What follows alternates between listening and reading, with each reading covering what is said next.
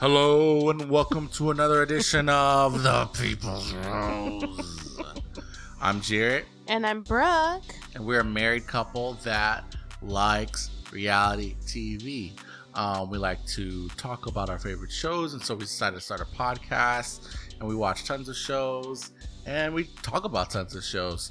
This week we'll be talking about The Golden Bachelor, Big Brother, Love is Blind, Season 5, a little bit of Amazing Race, and who knows, a little bit of something else. We'll see. But let's go ahead and kick it off. Let's get right into it. We got a lot to talk about. Let's start with The Golden Bachelor. This is Thursday. We just had another great episode of Gerry's love story. What'd you think, Brooke? You know, it was great. We got sentimental, sweet stories, tears. We got drama. We had a new villain emerge. Well, not a new villain, but we have a villain story we're following. Right.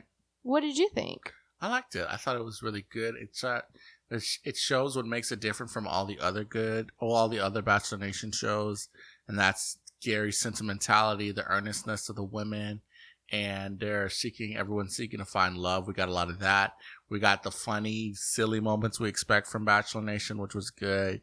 And like you said, we even got some reality TV drama that everyone expects when they watch shows like this. Right. So it started off. Who was there? We had a surprise guest judge for our. Well, yeah. Well, I don't know if before we even get into that, I think you missed this. We started off with a little segment of Teresa doing exercises, and she was just like punching the air, and she's like, "This is what I do for my arms." She was talking to Okay. I don't know. I didn't see that because I was out of the room or whatever. I don't. But that does it. Teresa she knows what she's doing.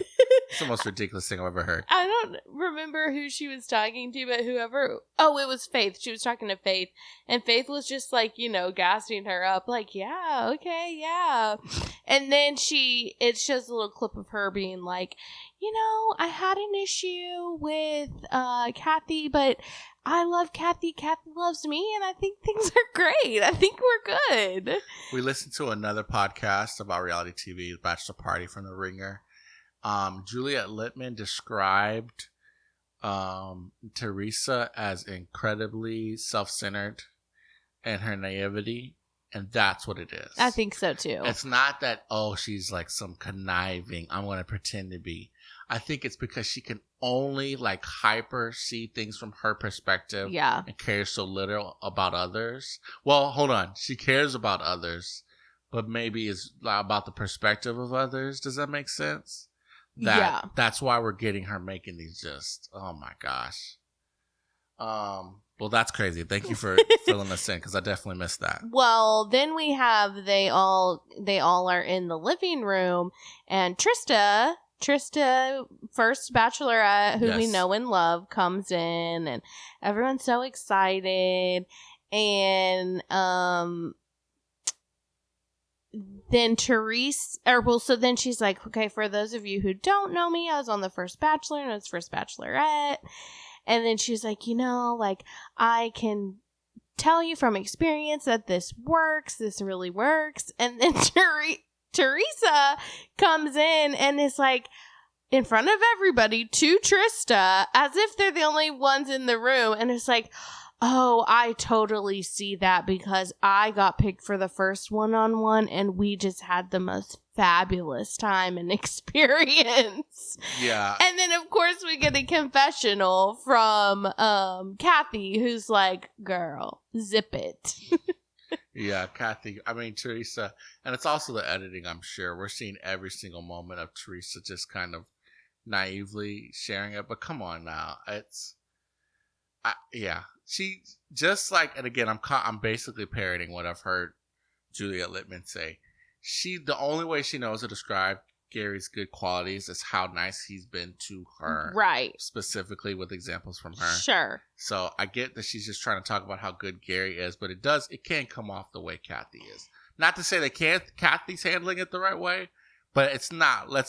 Kathy it's the good kind of reality TV drama where it's just a difference of personalities. Yeah. Well, and then even when she was talking to Gerry about it later, Teresa was, you could tell that she was kind of still just like, I just, am speaking from our experience. Again, kind of doubling down. But okay. Right. Have you seen online people saying Kathy and Susan are giving Caitlyn and Kris Jenner? Yeah, definitely. I cannot unsee it now. Yeah. I cannot unsee it. And even Kathy posted online on Instagram, just fully leaning into it. Yeah, I love that. It shows she's playful and funny. Right. I think she is playful and funny and just got that kind of no nonsense, you're not right. gonna mess with me when she thinks she's been wronged. Right. Okay, so Trista announces that she's going to be with them for the group date, which was cool. Okay, because we're starting to see these women, they were realizing, okay, if we aren't on the group date, that means we get the one-on-one. This format seems pretty standard. They're doing one one-on-one, one group date.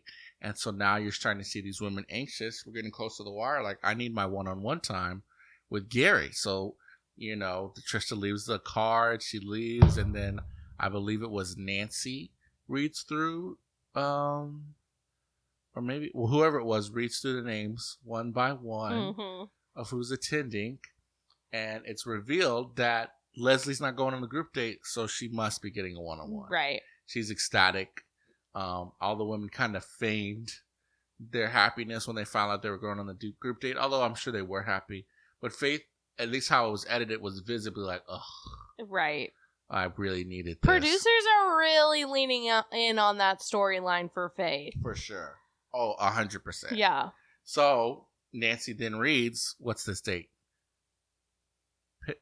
It's pickleball. Oh, the group date? Yeah, pickleball, yeah. Yeah, so it's pickleball. They're all just thrilled. Especially Ellen, because she's ready. She's like, I am going to crush the competition. Oh, and then we get another special guest, Joey, our soon-to-be bachelor, is there to judge with Trista.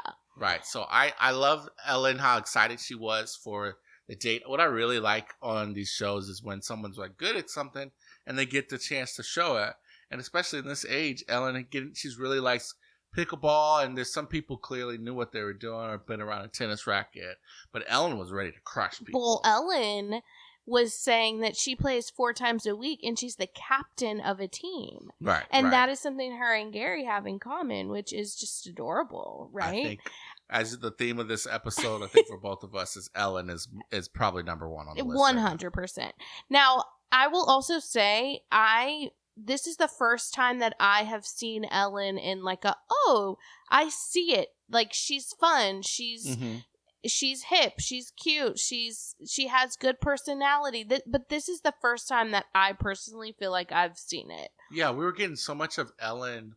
She was getting gifts. She was getting all this love and praise from Gerry. And we were like, that's great, but who is this lady? But you're right. That's why, like I said, I like to see her in her element. Right. So the ladies start off. We get to see them doing with Joey some little practicing, and that was very cute. Clearly, some were better than others. Sandra said that she didn't play, but she was a quick learner. Yeah. She spoiler alert, her and her team make it to the finals. Well, and then we have Nancy, April. Yes. Who faked an ankle injury with a clear fall. She clearly took a dive. I don't know. I like the camera was pointed right at her. I don't know if she told her producers, watch this. Dude, I respect the move. But she's hurts her ankle, and then, of course, Gerry comes running over, comforts her, and she's like, okay, y'all don't have to watch. Y'all can go back to practicing. Right, and leaves her head on Gerry. So she can have some one-on-one time with Gerry. Hey, that's great TV. Yeah, and then she, in her little confessional, winks to the camera oh, I'm fine. That's great. That's a great gameplay right there. Great move, great time. You got to find your time with Gerry, and he's nice, so he definitely rushed to her side. Right. We also found out, and this was definitely not fake. Yeah. That Sandra made Sandra? Sandra. I don't know. I think it's Sandra. Sandra made a pretty big sacrifice. Yeah. To attend not only this group date, but to be on the show, period. Right. What we found out today was the day that the pickleball date happened, was the same date of her daughter's wedding. Right. What are your thoughts on this, Brooke? I don't know. I feel like I selfishly would be pretty upset if my mom missed my wedding. But because that's like a once in a lifetime opportunity. But hey, I guess being a bachelorette is a once in a lifetime opportunity too. And you know, I am blessed to have both of my parents and see them in love and happy. So if I don't know how it would feel if I didn't have that, you know? Yeah, I think this is the inverse. Let's not say the inverse. This just shows the spectrum of responses you can have to situations like this. Last week, Joan went home to be with her daughter after her pregnancy. Yeah. And if you remember, I was just like, I felt if I was closer to the other side of that, maybe it was the children's responsibility to say, okay, let my parent have this moment to like focus on their love life, because that's important even later in life. Mm-hmm. And you know that's not everyone doesn't agree. We saw that online. I thought differently. But if Sandra claims her daughter, and her daughter didn't seem mad on the FaceTime, because spoiler alert, Gerry calls her mom. We'll talk about it in a second, but she said they talked about it, and her daughter was like, "I found my guy. I want you to find yours too." That's what they did it. I think what's having this and Joan both happen on the series, and they both handling of care, appreciative of Joan and understanding and not shaming her for leaving, and then appreciative of Sandra for taking time out to be here and not shaming her, and in fact rewarding her, which we'll talk about later, right, for making that sacrifice to find love. I did think showed like the different ways you can handle that parent relationship, you know what I mean, and it's still be valid. That's very true. And Gerry was supportive of both ways. Right, definitely. Yeah. I think the maturity level is that we have with these older bachelor and contestants that shows in stuff like this. Right. Okay, so back to pickleball. The ladies were moving and grooving. I'm not gonna lie, I have not been privy to witnessing a lot of pickleball games of seniors because I just don't run in those circles. But they were out there, dinking, and is that what some of those moves called? I have no idea. That's what Joey said, and doing some dinks, and whatever that means. They were doing well. They could probably, I guarantee, beat both us in a pickleball game. Oh, for sure. Well, beat you, maybe not me, but okay. Anyways, and we saw them turn into teams. We had some funny team names. These ladies are very hilarious and very funny. They all had a color. So there was a green, pink, purple. Not the kitchen team. They were just... Oh, they didn't have a color? No, it was... Well, they all wore colors, but not in their names. No, not in their name. I'm just saying they wore matching outfits. Yeah. Which, everyone... They said they got to pick whose team they're on. But did they just buy a color shirt for each person and it fit their size? Because... pink for Susan would not fit a pink for Teresa. Yeah, that's true. You see what I'm saying? So did they say they picked him? Trista said you get to pick amongst yourself what team you're on. But I was like, that doesn't seem... I was like, because I was interested. I was like, ooh, are we going to get drama to be like, oh, I'm not going to be with Teresa. No, you know what I mean? Yeah. But no, we didn't get any of that. And which leads me to believe they were pre-picked, especially with the colored uniforms. Yeah, probably so. So it comes down to Sandra and Nancy versus Ellen and Kathy. Ellen being the pickleball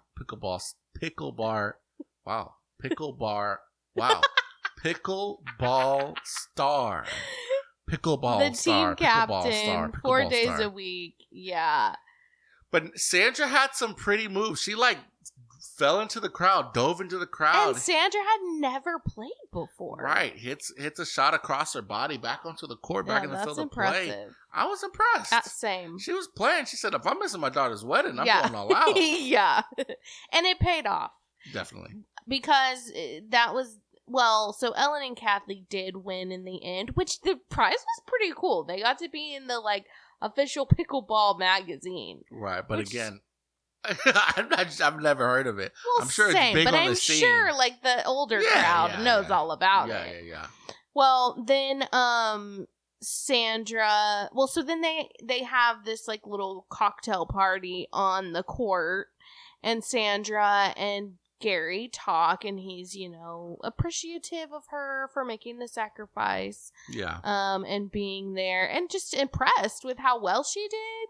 And then they FaceTime her daughter, which is really sweet. They had to do it, you know, old people trying to use the phone and FaceTime. They had that little moment, but then you're right, they got right to it, and it was a sweet moment. We'll talk about it. Sandra ended up getting the group date rose for the sacrifice he made and just being committed. And it really shows that Gerry, like a lot of people, you know, in the past, we talked about this when we were watching, leads will be like, oh, you know, I'm taking this so seriously that if I see someone making a connection and I know they're not the one, I'll just get rid of them immediately. Yeah. Which is fair, but there's nothing wrong with that, but you can see that Gerry, even for the women he's not, maybe knows are not in the front running, he's still doing sweet things for them. He's dating them, so he's giving people gifts. He's, you know, uplifting these women that he's dating. Right. And I really like his approach. I do too. I really like Susan is not winning. No. But he gave her a rose quartz stone that reminded him of the qualities that his wife Tony has.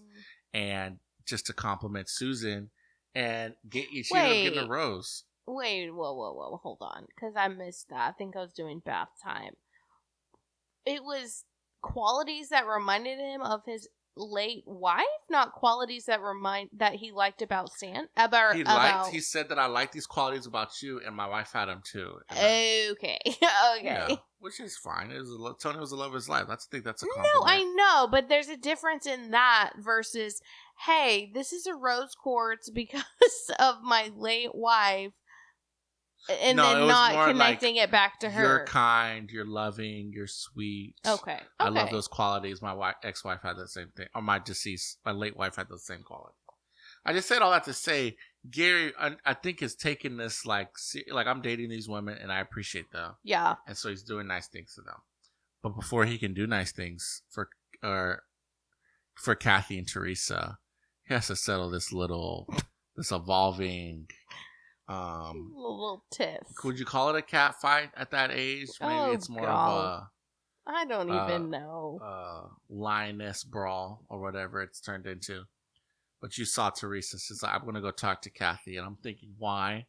You know, what's the point at this point? But she pulls Kathy aside to have a little chat and is basically like, yeah, I'm sorry for doing that to you or whatever. I guess she did. She just wanted to clear the air. Sure. And then maybe she asks, what did I do? Or I don't know what it was, but Kathy just launched into like, yeah, you're still doing it. So stop.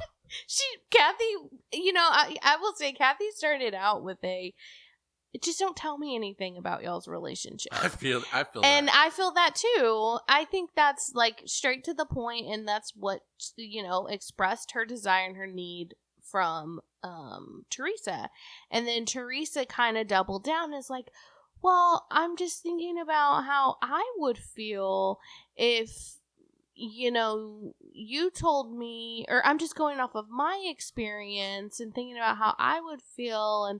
And then Kathy's like, well, what if him and I went on? No, you're right. She said, well, him and I went out last night and had a private moment, and he told me that he doesn't like you and he's sending you home. And we were both like, she was like, yeah, y'all can't see us, but we're both jaw dropped. Yeah, exactly. And then she's like, you wouldn't like that if I told you that, if that happened. Yeah, if that were true, how would you feel? And then Teresa tripled down and was like, I would love it. I'm just so open-minded. And that's when I was like, okay, Teresa, this is ridiculous. Right. Yeah. So there really was, and then it basically ended with Kathy being like, just zip it. Yeah, she said you should just zip it. And it was very Kathy-esque. Yeah. And zip it is like, okay, it's kindergarten bad words. It's not polite language. Sure. It's definitely like, if someone says zip it, that's definitely a lot of people like, who you telling to zip it or whatever, right? Right. But at the end of the day, it's zip it. It's not like she punched her in the face and called her, cursed her out or anything. Sure. But yeah. I could see how Teresa, it might not. I could see how Gerry, because Gerry hears it from Teresa. She said that was like a key thing, and he didn't feel that was respectful language. And I could see how someone might make that like, I don't want a partner who's going around telling people to zip it. Yeah, you know what I mean. So I get it. I mean, that's a little, I don't know. And also, it's out of context. It is. He's just hearing about it. You know what I mean. Yeah, and I think it was obvious that he had a stronger connection with Teresa than he did Kathy. Right, but I also think that strong connection that he had with Teresa, well, I kind of feel like, and maybe it's just because of this drama that's kind of gotten away, I almost wonder if some others are surpassing. Oh, yeah, I feel like so Ellen's too. way is definitely surpassed. Ellen what and who? Has definitely surpassed. Oh, yeah. I think he... Go ahead. I think Ellen's number one. At this point, I'll be surprised if anyone wins other than Ellen. Yeah, I definitely feel like that. I feel like if this show wasn't about committing, if this was the Golden Summer Fling, Leslie would be higher up there. Oh. And maybe even Faith, but they're not there. Let's get into Leslie, because now we have this one-on-one date with Leslie, and they go to ATVs. It go ride on ATVs, and it was fine. It was cute. She was a little scared. She was a little scared. I wouldn't really be into that either, so I get it. But yeah, they they have their little what do they call it when they have the serious part of the date? Just the serious part of the date. I don't know. Okay, the serious part of the date. In traditional Bachelor, they would like have dinner, but we don't have time for this on the Golden Bachelor. We really don't. They have to be in bed by 6 p.m. Well, and they have to get everything in an hour episode. True. So, they go to have their serious part, and she's just like, I just want a really good guy. I haven't been the best at picking guys. I've been divorced twice, and Gerry's really sweet about it.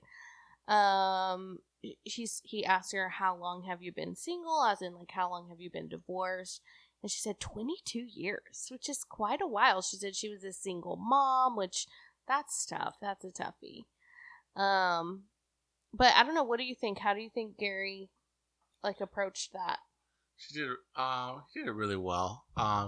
They kissed. She said also at the very end, like, she would have left, it had been any other guy except Gerry, but that's how committed she is to Gerry, and I think he really appreciated that. And they kissed and hugged and talked about how does she know that though? Well, I think the statement is less of all the 5 billion other men on this planet it could have been. Yeah, you know what I mean. That's true. It's more just like, this process kind of sucks. Yeah. But you've made it so great that if it had just been some regular dude, yeah, I would have left. Yeah, you're right. But you've got qualities that are past the average, because average was not worth it, what this process is. Mm-hmm. So I think that's more what she was trying to communicate, and he appreciated that. Their relationships clearly has chemistry, as much like physical chemistry as you can have at that age. I don't know. I'm not there yet, right? But I also just feel like, if just looking at past history of the show, this is more of a like, wow, we got really close on the show, maybe closer than we would have in real life. But I'm picking Ellen kind of thing. Yeah. But they did have, the little moment in the hot tub. He gave her a rose. Mm-hmm. And it was a good little date. Mm-hmm. I think it's just kind of clear that she's maybe a top 3, but definitely not top. Yeah. A top 4, definitely not top 2. Yeah. So while that's happening, they're playing Never Have I Ever with ice cream. You eat ice cream if you answer it. If you notice, they hid the logos of the ice cream, because I was trying to see if it was their usual. I forget what ice cream sponsor that they used to do. But yeah, all the ice cream logos were hidden with napkins. In fact, they were like making sure not to like show it. So this was definitely producer run. I don't know. These women like to have fun. It could have been true. They might have said, we should do Never Have I Ever, and the producer's like, good idea, let's get the cameras out, kind of thing. Yeah. But I think it's just kind of clear that she's maybe a top 3, but definitely not top 2. So I think that's more what she was trying to communicate, and he appreciated that. Their relationships clearly has chemistry, as much like physical chemistry as you can have at that age. I don't know. I'm not there yet, right? But I also just feel like, if just looking at past history of the show, this is more of a like, wow, we got really close on the show, maybe closer than we would have in real life. But you've made it so great that if it had just been some regular dude, I would have left. You know what I mean. But Yeah, so we got Date a Married Man, April. It turned pretty sexual, I'm not gonna lie. Yeah. Sex in the It Workplace, April wasn't and date. Sandra. No. Let's Stolen roll o- it back. It wasn't date a married man. It was stolen another woman's husband.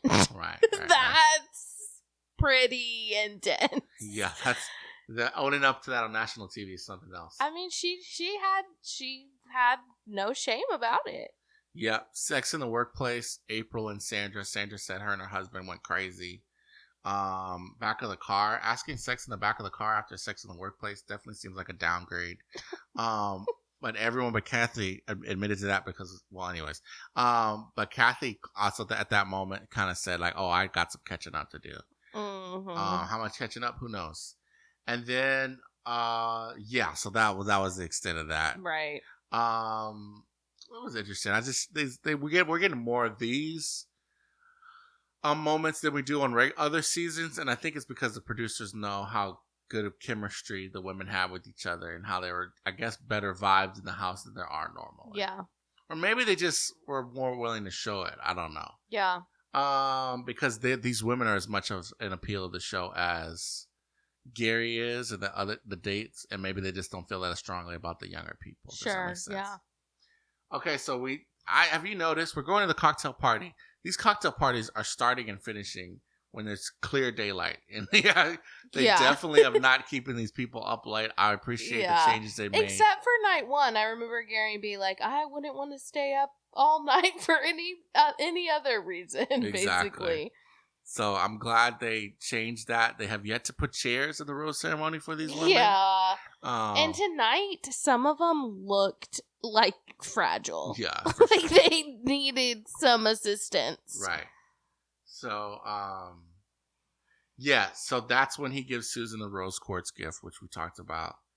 And that's when Ellie, at this cocktail party, also admits to Gerry, wow, she has taken the rite of passage step, and Bachelor Nation shows letting someone know that you're falling in love with them. Mm-hmm. This is not a real world thing. It's become one because of TV shows like this. Right. But it's not normal to be like, I just want to let you know that I'm in the process of beginning to start falling in love with you. Maybe it is. And then like 2 weeks later, and then 2 weeks later, you're like, just to update you, I'm halfway through falling in love with you, where it's just crazy. Maybe it is. Let's put that in our poll. No. Do you tell someone you're falling in love with them, or is this a Bachelor Nation only thing? Yes. Okay. Well, we'll see. Okay. And then also, I think that's just a product of it not being. It's kind of crazy to say 2 to 3 weeks into knowing someone, oh, I'm like in love with you. Even if you feel those feelings, it's like kind of socially like, ooh, for most people. Yeah. And then, but on the show, you want to communicate those feelings quickly because there's a time limit, right? Yeah, so true. I think that's why it happens. True. Gary's reaction to that, he loved it. Very sweet, but it also made him think of his wife. That was the last time someone said that to him. And, it made him realize how serious. Romantically, yeah. Yeah, it made him realize how serious this is, which is a segue into Nancy and him having a discussion where she kind of, no ill feelings, kind of just says, hey, I'm looking around. It's not going to be me, is it? Mm-hmm. And he's like, yeah. You got me. Mm-hmm. But no ill will. It was tough. Mm-hmm. He sent her home. All the women loved her. No one was like, yeah, glad she's out of here. They all seemed very sweet. Mm-hmm. She kind of just made her ride off into the sunset. But because of that, we are only giving out 6 roses. Well, 2 have already been given out, so we're only giving out 4 roses at the rose ceremony.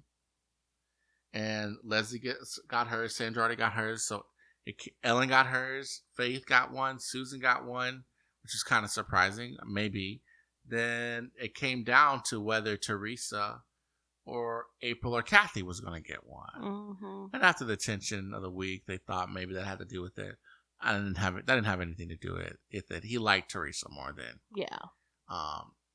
April and Kathy. Right. Yeah, so Askin is pretty much out. Yep. Only one standing is Susan. Asking has been told. Yeah. And Susan, like we said, I think was the one I'm probably rooting for the most. Of even though them, I know she's not. Yeah. Yeah. Although April, Kathy, in some degrees Nancy, they make great reality TV characters. Oh, for sure. So, salute to them on their way out. We saw a preview, Gerry, of just the rest of the season about how tough it's going to get for him. We keep seeing the same thing over and over. Yeah. And so we're just, it's like kind of bittersweet knowing that it's going to get that tough for him and he's going to want to quit and potentially have heartbreak. But that's The Bachelor, man. That's it. That's what it is. If you want the process to work, like everyone says they know it does, you got to go through those moments. Right. So that was it for the Golden Bachelor. Mm-hmm. Excited for next week's episode. It's going to be, I think they're going to give it it's going to have a different tenor to it now that Nancy, April, and Kathy are gone. And we're going to start seeing those heartstring pulls. Yeah. Okay. We didn't talk about this before the show, but is it time for Brooke's Buzz? Yeah. Okay, it's time. You heard it, ladies and gentlemen, for Brooke's Buzz. Buzzy, buzzy, buzzy, buzzy, buzzy, buzzy. We're going to hear some from Brooke. She watches a lot more reality TV shows than I watch, and because of that, she gets to fill us in on the latest and greatest from her corner of the reality TV world. Take it away, Brooke. What we got this week? All right, so I don't have too much this week, but we've got to talk about Marianne Cosby from Real Housewives of Salt Lake City, okay? This week's episode, reality TV gold. She is reality TV gold, okay? There's nobody like her. She is one of a kind individual, okay? Oh wow, high praise. So we're at her house, right? And she's having a convo with her son. Her son is grown, probably early 20s. And we've seen him before. We know that he lives with her, They're talking and she goes, "So, are you married?" And I'm just like, "Wait, what?" And he's just kind of like not really saying anything. He's like squirming on the couch, super awkward, like kind of trying to hide his face. And she's like, "I'm hearing reports around town that you're married. Are you married or not?" And he's like, "Yeah, I kind of we went to the courthouse." And and Mary's just like, "Okay." And then he says, "It's been 2 years." 2 years. Yikes. And Mary starts tearing up and she's like, "I can't believe you didn't tell me. I'm your mom. You're my only son. Why didn't you tell me? You should be comfortable to tell me anything." Okay, Mary, obviously he's not. Yeah. For whatever reason.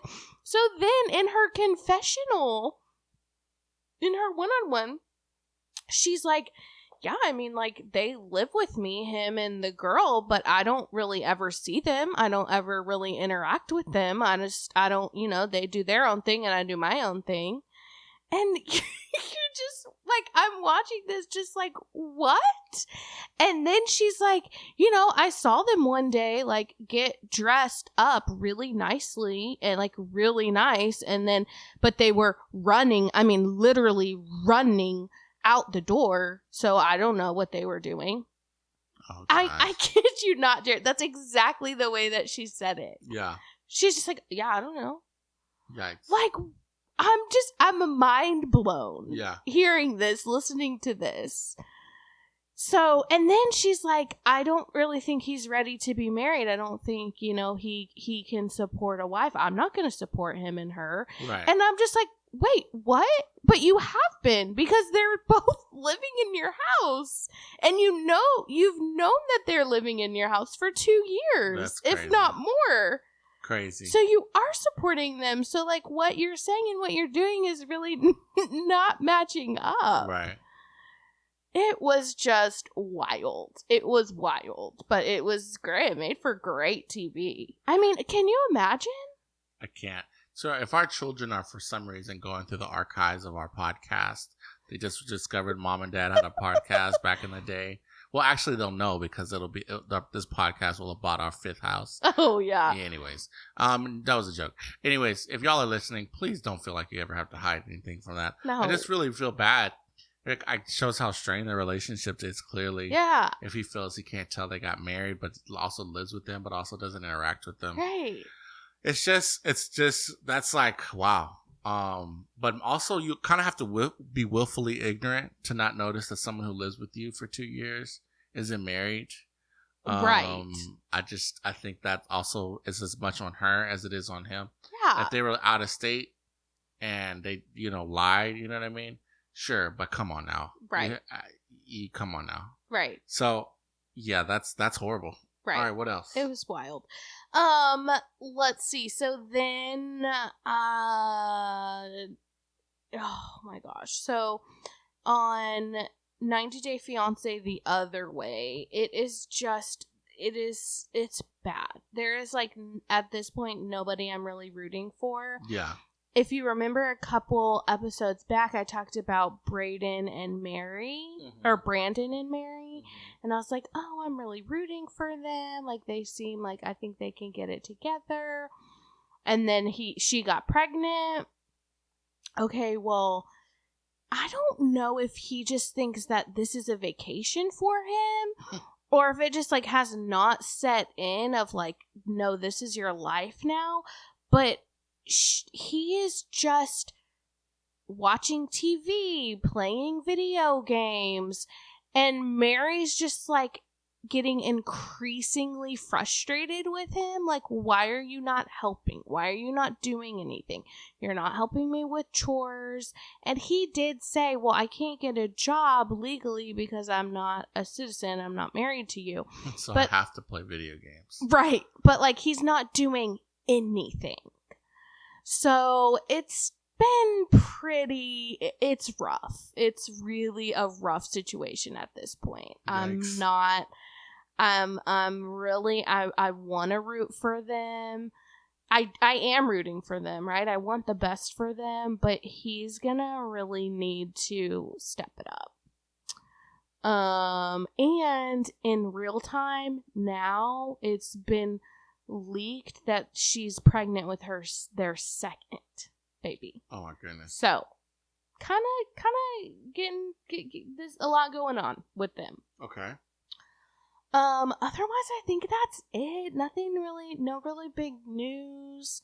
Kardashians this week was kind of lame. They did like blind dating for Scott Disick, which, I feel for Scott because he doesn't have family anymore. He was an only child. His parents passed away. Yeah. So I do like that they take him in like a brother, like a son. Yeah. And so if they're gonna like fabricate these stories of him, these blind dates, I'm fine with it. I like it. I'll take it. Okay. So, yeah, I think that's it, believe it or not. Hey, what's still a great short and sweet Brooks buzz. We're not gonna, I don't have a segment. I actually do have a segment with the sports segment. I have some, we have some info that's with our ranked couples this week, but because it's just been a hectic week for us, unfortunately, I have to get back. I'll have to catch up on that on the next podcast.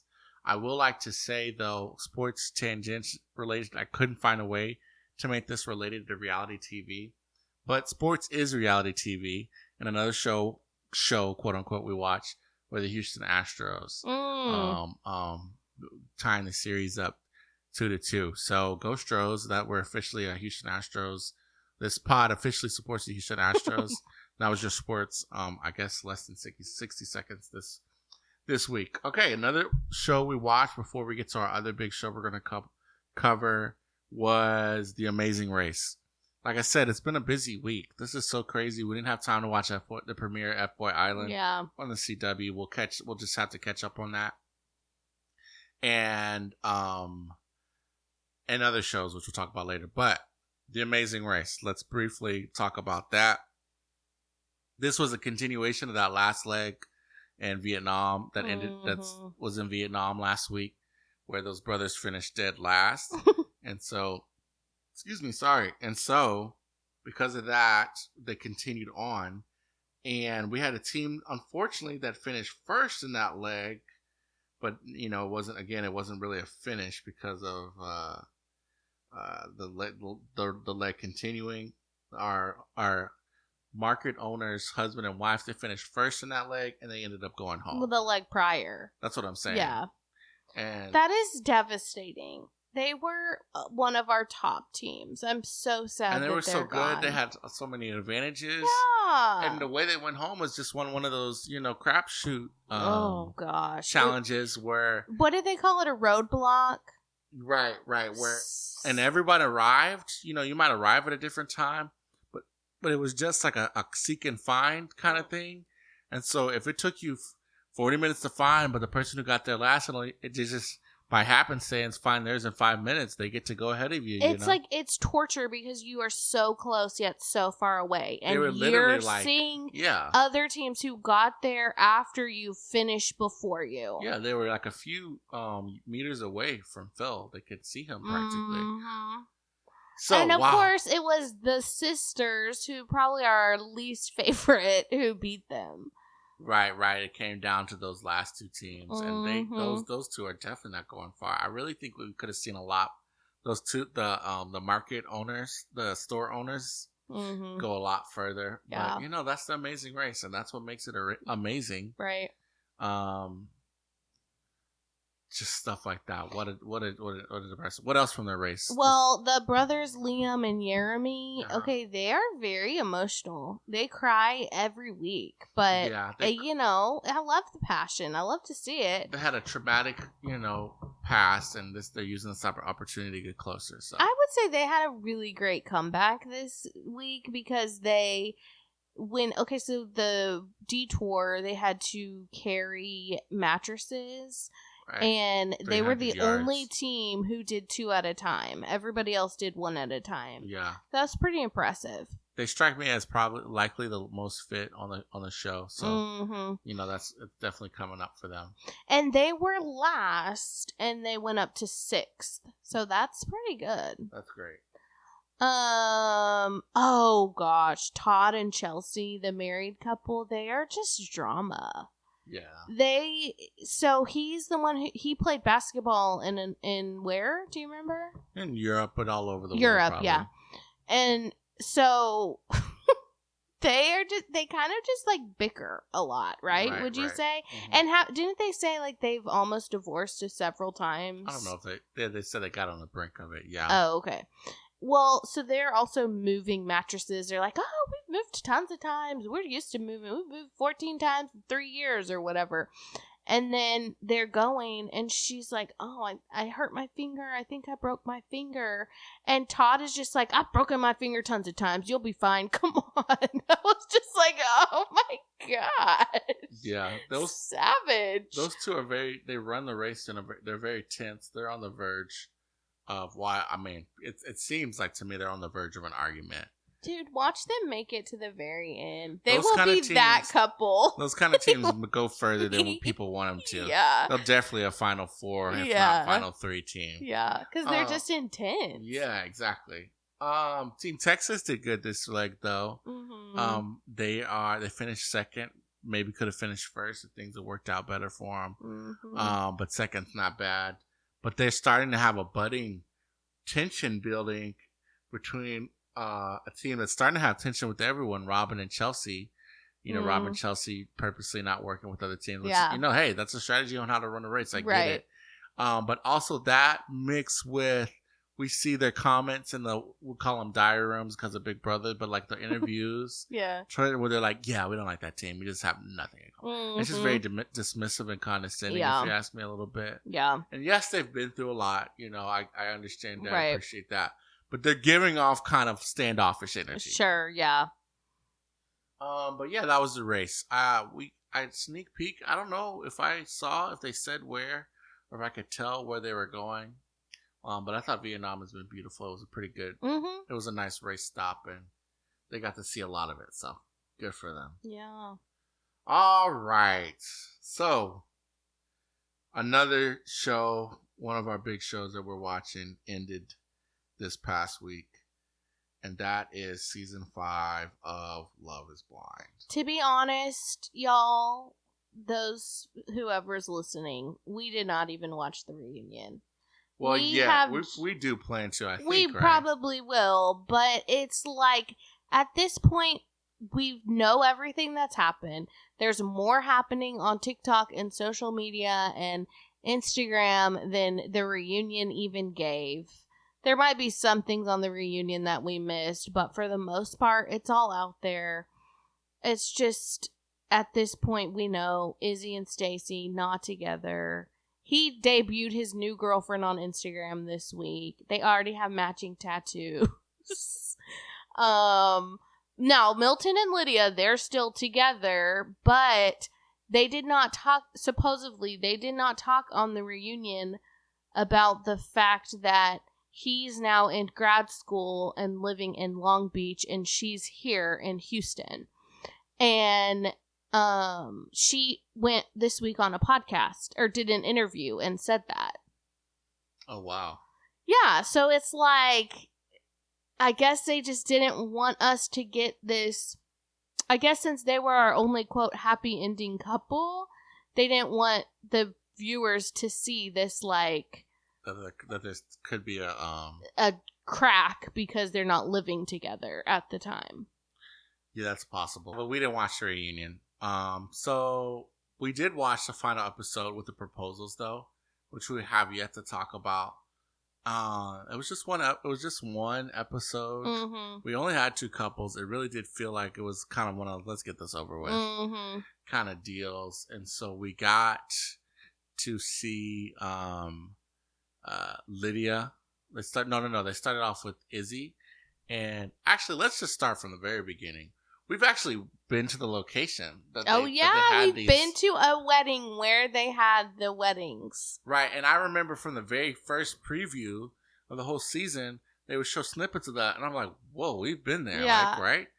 But now we can confirm. We saw we have pictures of some of those same locations that we saw them. And this one venue, you can tell because they're like, they have this like miniature water tower where they put the names of the married people or the people that are getting married on, and there's a scene where Izzy and Stacy are standing right by that, and it says Israel and Stacy. Right. So yeah, that was interesting. I mean, if that's the one, I guess that's probably the one thing from this being filmed in Houston that we feel maybe the most connected to. We haven't bumped into any of them, although our friends have. We have friends of friends who have bumped into them and things like that. We haven't been like, oh, that's me in the background. I didn't know him at the time, but there I am walking to get donuts from Shipley's or something like that. No, but I guess, it's like I'm sure hundreds of people have been to weddings at that venue because it seems to be a venue devoted to weddings. In fact, my coworker's like, yeah, we've been there too. Mm-hmm. So it's like, okay. Yeah. But, it's a film in Houston. This is a podcast recorded in Houston. Yeah, it's still cool. Yeah, it's kind of cool. So we started with Izzy and Stacy. And even though it hasn't even been a week since we've seen this episode, I think I'm kind of fuzzy on the details. I don't remember the exact line. But basically, we get the typical, he brings his groomsmen. This was actually weird. I don't think they've done this in the past, but like Izzy was like, I haven't even written my vows yet. This was the wedding. Izzy or Milton? I thought Milton did Both that. Of Did them. they did? Both of them. Oh, said, I haven't even written my vows yet. And they're like, dude, just go from the heart, man. Like, oh, gosh. Babe, you watched it. He was like, just go from the heart. And remember, the groomsmen like, just do it. And he's like, I'm going to do it. Let's just pour it out. And he's writing, and his groomsmen literally had like their arms on him while he was doing that. So that was kind of weird. And seemed kind of haphazard. Sure. And they always do, but these Milton kind of seemed like that the whole season. I mean, he seemed like he had it together. It was Izzy though. Oh, but okay. they both did it. But I was talking about Izzy. Oh. But you're saying Milton felt like that the whole season? Yeah, like he had it together, but the whole season he kept being like, this is a risk, but I'm doing it. Oh, let's just do it. Oh, come on. This is happening. Let's do it. So am I surprised that he waited to write his vows? No, not really. Yeah. He had to dump out his backpack to get a pen, to find a pen to even write him. But yeah, so that was kind of weird. And then on Stacy's side, she had her mom there, and her mom was just like, "Look, these are red flags about his money issues." Stacy also posted, or was it on a podcast that I saw, that she said it was more than just the credit. He couldn't really tell her how much he planned to make at his job, or how much he would be working. And he had just started the job. Right. It's just, or it benefits. Overall, his financial situation was fuzzy. Sure. So you see her stepmother is just kind of like, listen, I wouldn't, if I could go back, those red flags, that I ignored, I wouldn't ignore them. Mm-hmm. Kind of like, come on, girl, what are you doing? Mm-hmm. And then her dad was not like, oh, I just want you to be happy. Although they were all like supportive. He just, before he walked down the aisle, I was like, you'll make the right decision. Mm-hmm. And to me, that was the clue, even though we already knew that it was like, come on, this guy can't even buy you a new car. Right. So they walk down the aisle, they do their whole thing, and we're up there at the time, and blah, blah, blah. Long story short, we all know this at this point. She says, I love you, but no to marriage. We need more time. Mm-hmm. And leaves. No, well, not really. At first, he was like, it's okay. And they kiss, even though they weren't, like, supposed to.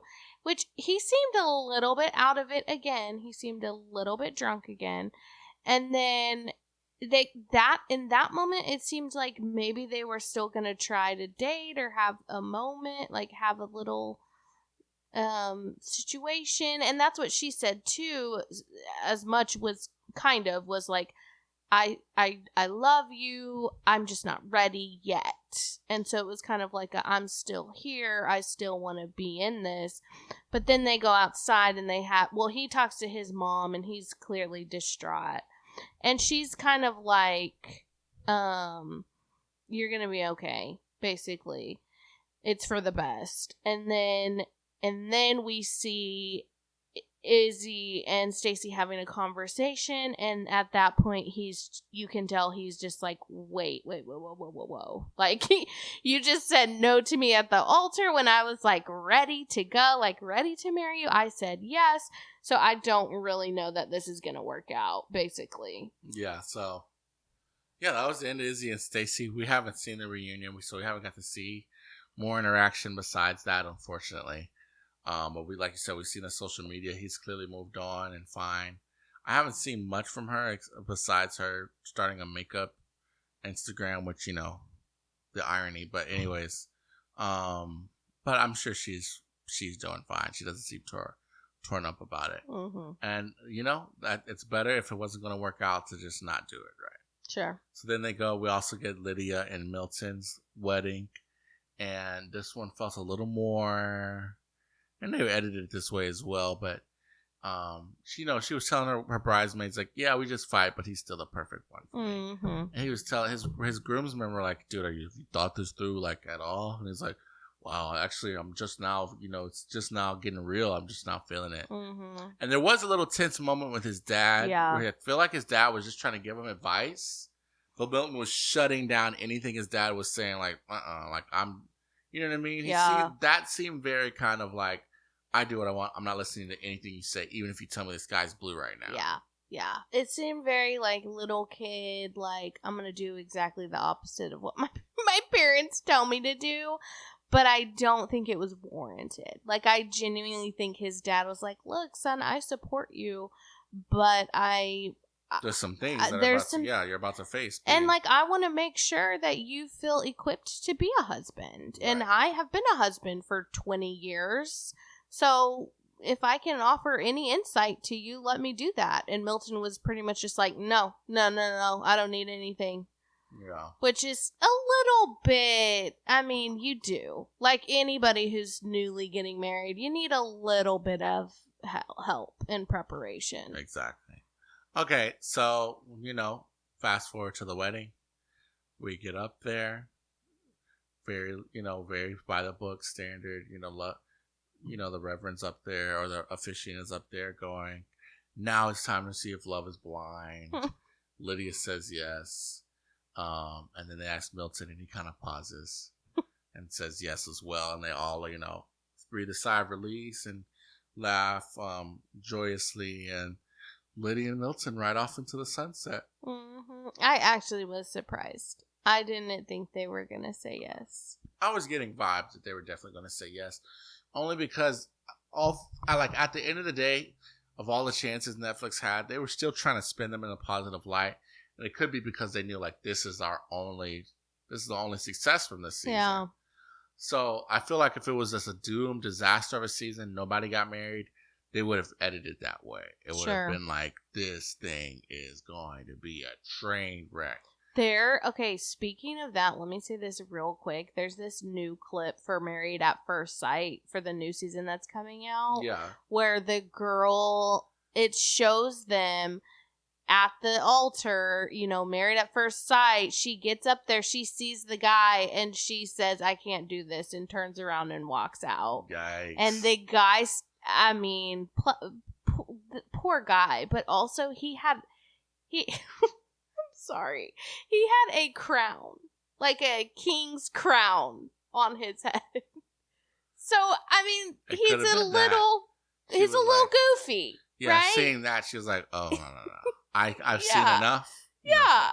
Yeah. So I don't know. It regardless, it's sad though. It's sad. Yeah. So anyways, that sounds funny. I want to see that. I know, right? So anyways, so Milton and Lydia together. We have not seen the reunion. I did hear bits and pieces that said they looked great at the reunion. I saw people saying their opinion of them changed after watching the reunion, and they hope that they make it. So we'll have to see that and report back very briefly in another episode. But that was it for Love is Blind. What's the post? I turned around on Lydia a few episodes back. Good. Yeah. When Milton started going in on her, I think is when I was turned to Team Lydia. So I'm curious to see them on the reunion. But anyway, what's your postmortem on the season? What do you think about all of season 5, success, failure? Should they keep? Just what do you think about the show? I thought it was okay. No, I won't even say that. I thought it was good. I think that yes, we didn't have a lot of success stories, and there was, some stuff going on that we don't really know about, which is unfortunate. But I think that that's why it makes a good show, and I think that, to be honest, the world that we're living in now with TikTok, with social media, with this instant, you can't hide things from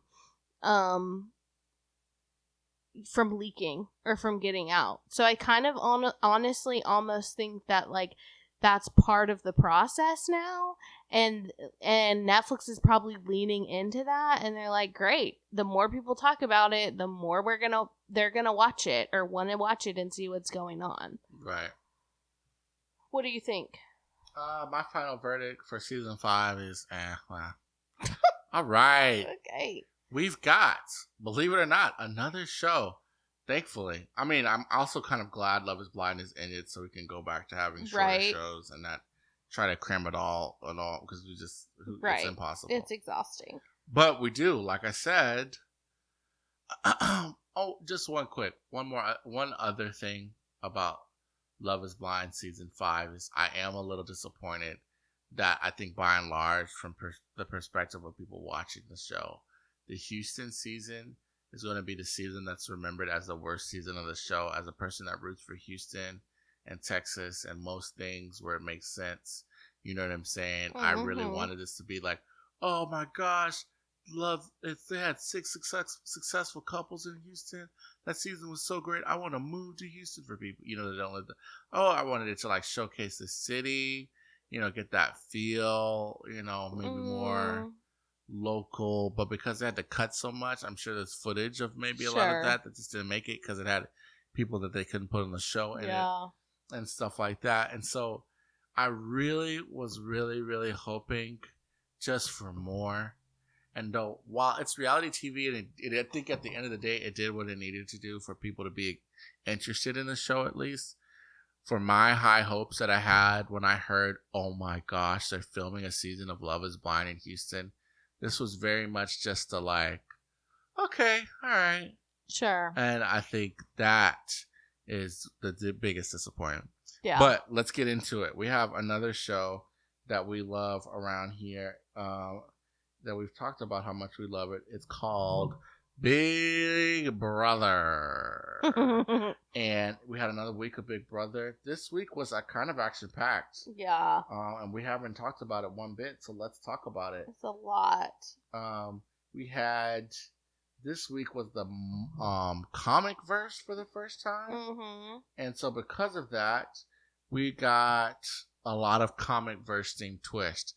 We got a invisible HOH, which immediately, basically, not immediately, but everyone knew who that was. Right. Which we saw that coming. Right. And the multiplicity in the veto. Mm-hmm. That meant that 2 vetoes were in play.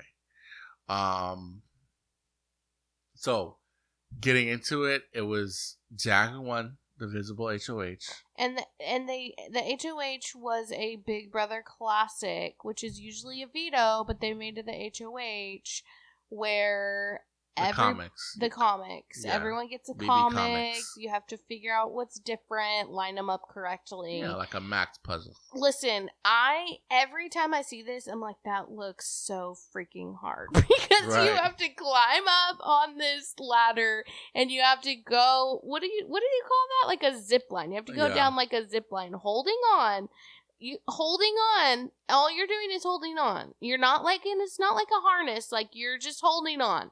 And there's like a pad beneath you for when you fall. The only way down is to fall. Then you have to run over quite a bit of ways. Yep. Then you have to run over to these these big jumbo size comics and find out what's wrong, like what's the right one and wrong one, and put them in order.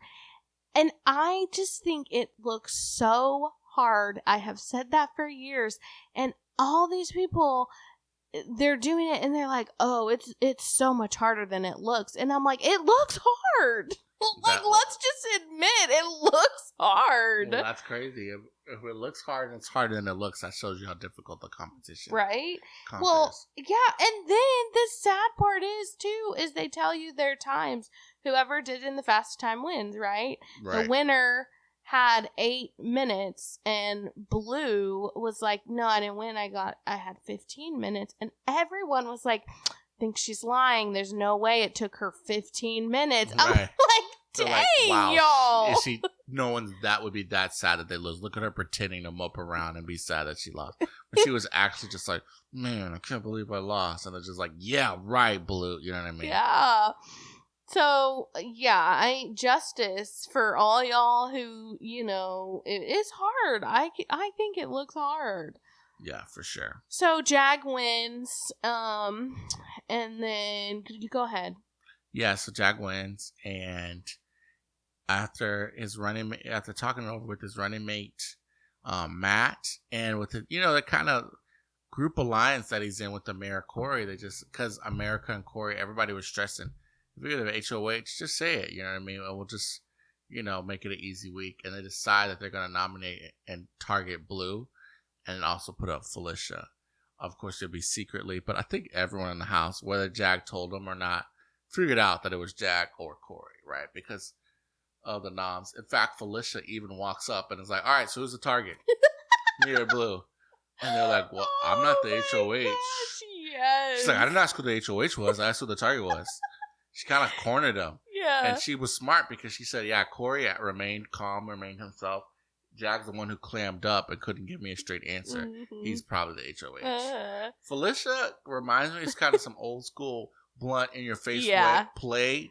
And I feel like she's older, so it's likely she could have been cast. I feel like she could have fit on some of those older casts too. Especially, I'm thinking like season 10, like Remy, when she's screaming, "You better not!" You know what I mean? Saying that when they had the Keisha's birthday party. Yep. Yeah. So I could see Felicia being in there screaming and yelling and directing people's ways. She's not scared of confrontation. No. And she says it. I'm direct. Right. And they've tried to tell her, Mama Fee, calm. Like, you can't just go up. Like, is gonna put a target on you, and they're not gonna want you in jury. All this stuff. And she's just like, I don't care. I am who I am. Exactly. So that's 3 straight weeks of her being nominated. And because the HOH is invisible, we also didn't talk about that, but they're going to get to participate in the HOH comp next week as well, and they get to invisibly participate in the veto comp. And because you can't really reveal who that is, everyone participated in the veto comp. Mm-hmm. It was the one where and this is normally a HOH comp, but they switched it to be a veto comp, where you hold on to a rope that's basically on a carousel. And you have a foot, like foot holsters to put your feet into or step onto, and then you can just hold on to this rope, and it swings around and squirts stuff at you, and it hits you with stuff. You just stay on as long as you can. I can't even imagine how dizzy I would get. I'm sure I would be puking. But props to Blue. She stuck it out. She held on to the point where Jag had to fight to stay on, because he's like, well, I don't want Blue to win, mess up my nominations, because I want to get her out. But he holds on and holds on and holds on. And then finally she drops and he becomes the veto winner. So he's in a good spot. He leaves because the second part is they're going to have him just hang, from his hands, from like a dead hang, if you understand what that means. No feet, place to put his feet. He's just hanging onto these handles that's swinging around on that same carousel. And while he's gone, all the other house guests, they wager how many seconds he'll be on this carousel. And Blue, right on the money, wagers the time. Basically, I think she was off by 15 or maybe 5 seconds. And so she becomes the second veto holder, and is going to use it to take herself off the block. Mama, Felicia and Serena ended up with punishments because they both purposely overestimated it, because they didn't want to veto power, which is smart for them. They didn't want to make any wave, put a target on their back. Very smart. They both overestimated. Right. And Blue ends up winning, which changed the whole plan. She's going to put herself up and then take herself down. I'm sorry, you're right. Take herself down. And so Jag is now like, well, if I guess I'm going to put up America or Corey as a target, but if I'm putting one of them up, guys, put both of them up. I'm going to get blood on my hand anyway. Right. And he was okay with doing this because America had a conversation with Blue. She was trying to play both sides, trying to be in good graces, just in case, as a back plan with Blue. But Blue, stupidly kind of on Blue's part, but she doesn't believe that what America is saying about Matt and Jag actually wanted to target her. Right? Yeah. So because of that, she tells Jag and Matt, who then are like, wow, America and Corey are trying to, play us, backstab us. So that's how they ended up coming up, wanting to tell America Corey. Not backdoor America and Corey. Right. I still don't completely understand why they wouldn't want to go Final Four with Corey and America. Matt and Jag, Corey and America. Well, because it's like they were. Excuse me, I'm so sorry. One, I think it's because they were feeling the pressure as a duo at the other, who was going to get the first duo out. And they just wanted to start it early. I think it was kind of like a arms race in that way. And I can see what you're saying. Maybe, I think they did plan to go farther, but it was just, they wanted to see who was going to pull the trigger first. And they didn't want to lose. Yeah. And I also think it's because they know Matt and Jag feel very confident they could beat Cherie, Felicia, Bowie, Jane, America. Yeah, and you're Blue right. And Comps. You're right. Like, and if something did happen and it came down to one of them with the other, like Felicia, Cherie, final two, they probably would feel more confident that they could beat one of them. Exactly. Although if I were in the house, I don't know how I would take Jag having been eliminated 10-0. If I would be the kind to say, like, I'm not giving the win to someone who was voted out of the house. Mm. Or if I'm going to say, like, oh, they were voted out of the house and it came back and won it, what a, survivor story. But that's how I would that's vote. how you would take it. Especially because what has Matt done? He hasn't done much. Yeah, but I know this is controversial to bring up, and this isn't. I know people are saying this isn't why he would win, but I'll say it. I do think the fact that he has kind of the hearing disability to overcome would play into people's thinking of like, oh, let's give it to him. He played hard. He overcame that. He did what we did. Only he had a hearing disadvantage. Yeah. So if I were in that house, I would never ever bring Matt to the final two. So I would, because that to me I would think would be a guaranteed loss. I would never do it ever. Even if that meant I had to get second to somebody else, I just wouldn't. I mean, that is true. That is impressive that he has done all of that despite his disability. Right, and sometimes juries like want to be the jury that did the first big thing. Oh, we gave it to the first black female winner. We gave it to the first black winner. We gave it to the first disabled. But I mean, Jag is the first Sikh. Right, I agree, but I don't know. I think, anyways, we're going off the deep end. So long story short, Jag then tells everyone in the house that he's the invisible HOH, including Blue, who instead of feeling betrayed that he actually put her up, he was just like blamed it on America and Corey, and she was like, I totally believe you 100%. Yes, I have no ill feelings, which is like, Blue, what are you doing? Yeah. She's like playing for number 2. She's playing to be someone's Victoria like Derek was, or someone's Brittany like Dan Geese. Well, so is America. Or was America. Now she's solo dolo. Good point. So, then we got to see it. They left us on a cliffhanger Tuesday. And then Thursday came and we finally got to see this blindside happen. And it happened early in the week. But I just seen it on TV was fun. And in Tuesday's episode, America and Corey were so cocky. True. Good that point. That at that point, I was like, "Oh, y'all have got to be stopped," because America even had the audacity to say, "Yeah, it came down to her, Jag, and Blue on the in the veto," and she was like, I feel safe with Jag. I'm just going to go ahead and drop." No, that is so dumb. Like, never start feeling so comfortable in the house, because then when her and Corey were talking about how they were going to take out Matt and Jag immediately as soon as they got the chance. And then when America got put on the block, she was so salty. She was crying on the block. And I'm just kind of like, if you would have been using your brain, you would have seen this coming and it wouldn't be so devastating to you. Yeah. Because Corey was just like, Corey did admit, like, yeah, I did see this coming. Like, I'm not super surprised. No, he said he just, like, he respected it. I don't know if he said he wasn't surprised. Oh. But yeah, she was visibly upset. She went off. She was cursing everybody out. But America, I mean, you're a super fan. You should know not to, you're a super fan, you should know that in a showmance, you're always a target, no matter what. Exactly. Especially when you're winning comps. But it seemed like she had gotten to a point where she was like, her relationship with Corey means more to her than the game, which that's to each his own, but couldn't be me. I also think she's a super fan that it's just like this in and of itself, being on the show is a dream come true. True. So, and I mean, she graduated from Brown. So something tells me she'll be able to find success in life, you know what I mean? Sure, yeah. But yeah, I agree. She brought this on herself.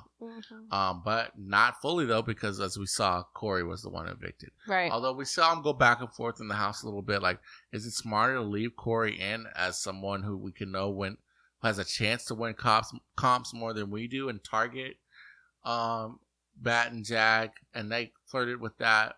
Who's to know how serious that was? We didn't get to catch as much as the feeds, but they sent Corey home. It was funny though. Julie was like, while they were sitting on the block, describing him. She taught him how to kiss, and he taught her about the Constitution. It was hilarious. Right. They're definitely leaning into the like goofiness of their pairing, which they lean into too. Yeah, for sure.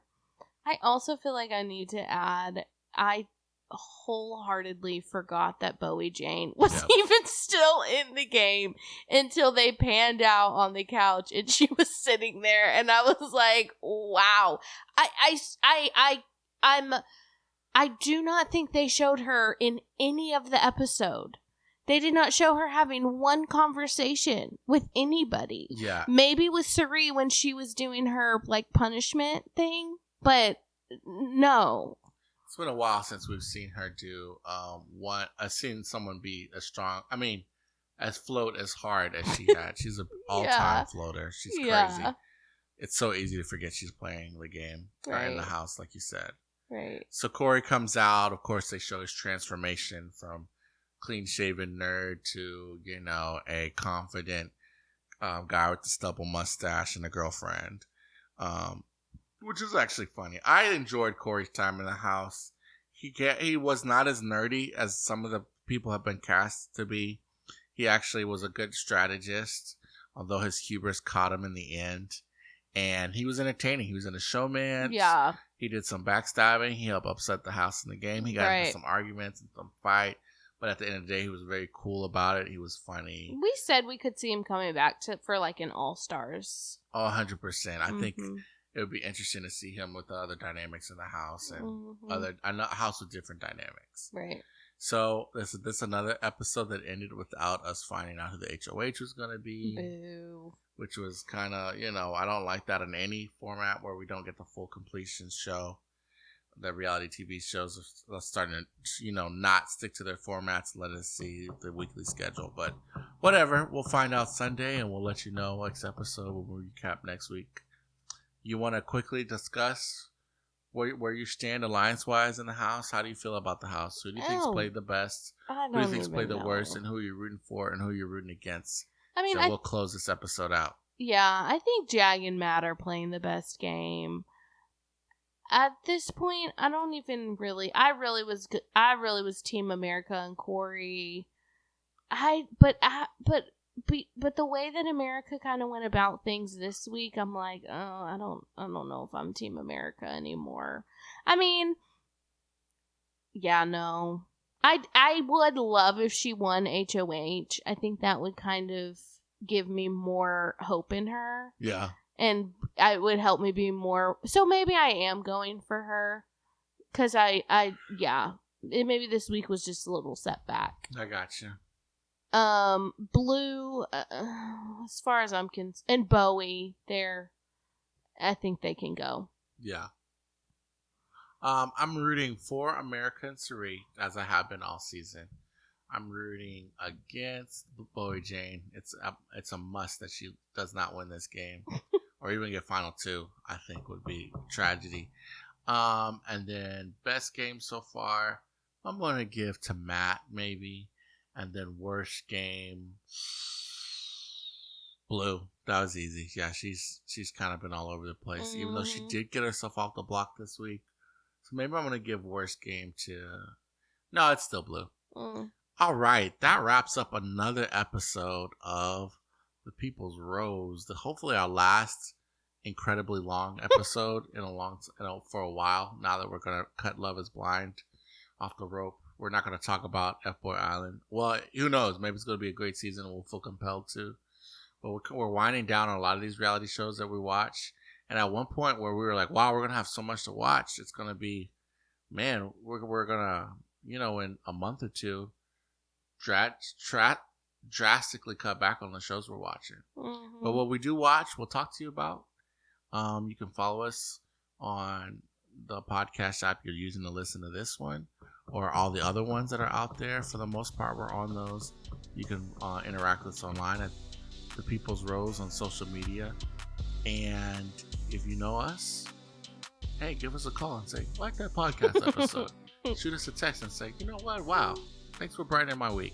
Nah, I'm joking. But thank you for listen to us, and we hope that you're here with us next week. Anything else? No. Bye. All right, then. Bye. Peace out.